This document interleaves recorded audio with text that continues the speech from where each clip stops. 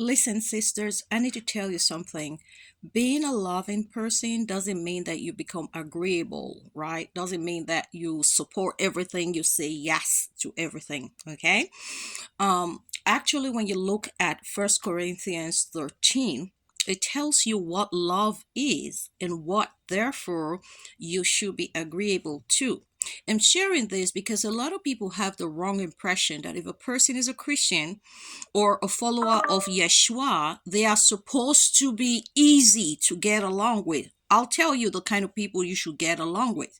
And you need to draw the boundaries and let people know your faith is not just about getting along with everybody, it's about getting along with what is right and what is loving and just for everyone. So here, let's look at what 1 Corinthians 13 says. It says love is patient. So that means you should get along with people who are patient, and you yourself should be patient. Love is kind, which means that you yourself need to be kind to others, and you should get along with any action that supports kindness to others. But if it's not an act of kindness, you don't have to support it, no matter who is performing it, and you don't have to support the person in what they're doing, regardless of who they are, your pastor, the president, the pope, your parents, whatever, your husband, your boyfriend.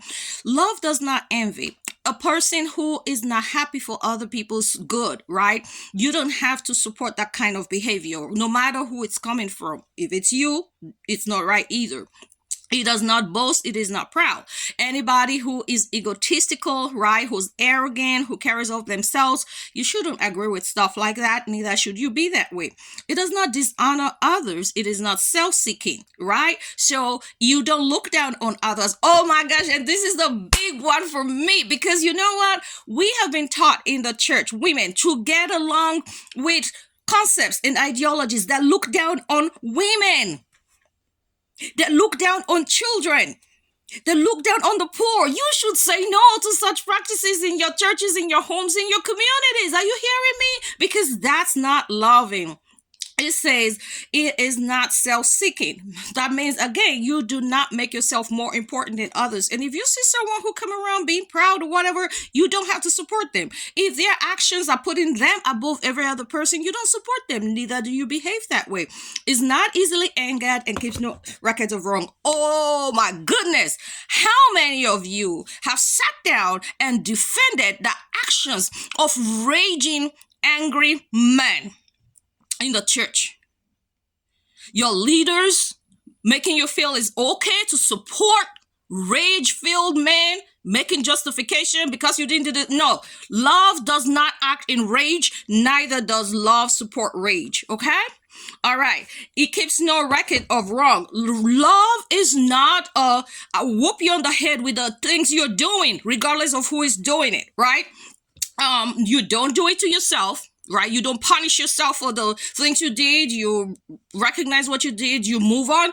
People who don't do that, right? That's their issue, and you do not support them. You don't support unrepentant people, because in order for us to move away from our wrongs, we need to acknowledge them. We need to then receive forgiveness. People who do not want to acknowledge their wrongs, let them move on. Love does not delight in evil, but rejoices with the truth.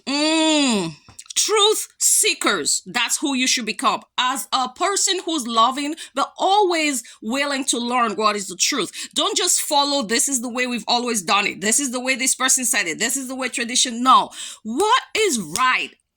That is truth. If you're looking for a simple definition of truth, what is right, what is just, what will hold across all time, that this person was treated this way, this was the right way to behave at all times in all situations. And that's why love is at the center of truth, because at the end of the day, it takes into context the humanity of the people that are involved. It takes into context what harm is being done or the good that is being done to those people involved. If 10 years from now, you're going to look back and say, oh my gosh, I shouldn't have done that, then it was in love, right? You need to apologize.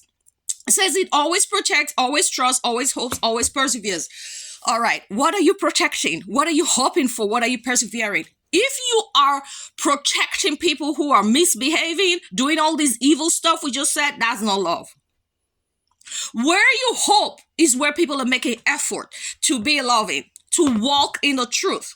That which is loving, kind, and manifests itself in the love, care, and justice for others as well as yourself. You have hope towards those things. We're moving forward. We're trying to do better. Okay, it's not everything. If it doesn't fit the context of what a loving person should do, you shouldn't be agreeable. Like this video, drop a comment, share it, follow me if you're not following me. Let's have a conversation about this. Okay.